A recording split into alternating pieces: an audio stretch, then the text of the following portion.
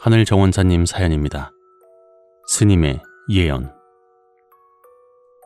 안녕하세요. 저는 대구에 사는 40대를 바라보는 남자입니다. 제가 겪은 사연을 제보하고 싶어 이렇게 글을 남깁니다. 첫 번째는 저희 아버지의 죽음에 관한 이야기입니다. 아버지는 제가 어릴 때 돌아가셔서 저는 아버지에 대한 기억이 거의 없습니다. 그저 술을 좋아하고 말이 많은 그런 사람이셨답니다.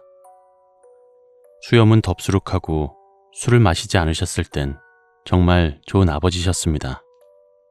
남의 집 허드렛 일을 하시며 생계를 이어가셨는데 잔칫날이면 남은 고기와 떡, 과일 등을 싸우셨습니다. 하지만 가난했던 집에 아이들은 많았기에 항상 부족했죠.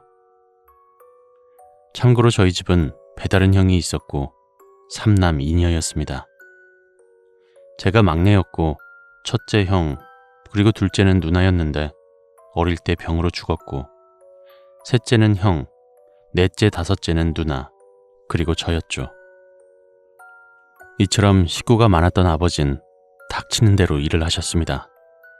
아버지가 돌아가셨던 그날인 1984년 5월 9일 아버지는 아침 일찍 일을 나가시고 어머니의 말씀에 따르면 초상집에 일을 해주러 가셨다고 합니다. 그런데 그날따라 아버지가 좀 이상했다고 합니다. 5월에 춥지도 않은 날씨인데 솜으로 된 잠바에 손바지를 입고 나가셨다고 말이죠. 그때 그 모습이 어머니가 보았던 아버지의 살아생전 마지막 모습이셨다 합니다. 그렇게 나가신 아버진 저녁이 되어도 돌아오지 않으셨고 다음 날 가족들이 살던 동네에서 멀지 않은 곳에 있는 저수지에서 아버지의 주검이 발견되었습니다. 전날 동네 주민 한 사람이 아버지가 저수지 쪽으로 가는 것을 보았는데 아무리 불러보아도 그냥 못 들은 척 가더랍니다. 나 참, 아는 척도 안 하네. 그렇게 혼잣말을 하며 동네 주민은 가던 길을 갔고 그 이후에 일이 생긴 것이었습니다.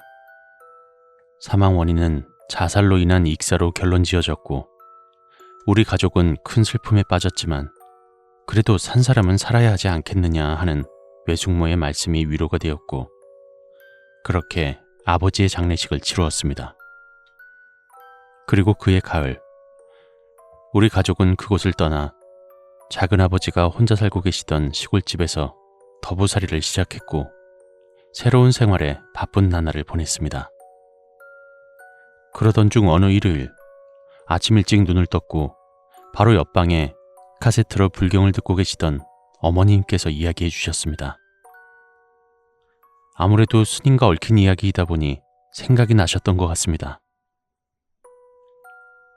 그러니까 아버지가 돌아가시기 3, 4년 전쯤에 네가 태어나기 전 아마 그해 봄에서 여름으로 넘어가던 그때였던 것 같다. 그땐 집에 아무도 없었고 그날도 엄마 혼자 설거지며 빨래며 집안일을 하고 있었는데 문 밖에서 목탁 두드리는 소리가 들렸고 이윽고 계십니까 하는 나지막한 남자 목소리가 들렸어. 그래서 문을 열었는데 웬 스님이 서 계셨고 스님께서 시주를 부탁한다는 말을 하셨어.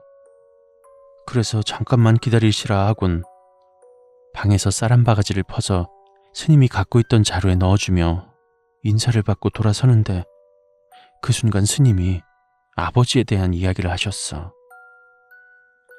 아버지가 부처님의 보살핌이 필요하니 절에 있어야 한다고 말이야. 왜 그렇게 해야 하는지 물어보니 그러지 않으면 아버지가 50을 넘기기 힘들 거라고 하셨어. 하지만 먹고 살기도 바쁜데 그럴 여유가 없다고 스님의 말씀을 대수롭지 않게 넘겼지. 공교롭게도 네 아버지가 돌아가셨던 때가 49살 때였고 그 순간 스님이 말씀하신 그 뜻을 알게 되었어.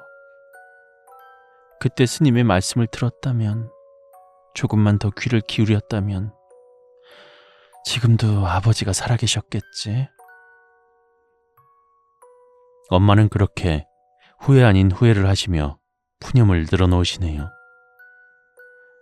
형과 누나 가족들은 다 지나간 일이니 잊자고 하지만 엄마의 기억 속에는 그렇게 쉽게 잊혀질 수 없는 각인이 되었나 봅니다.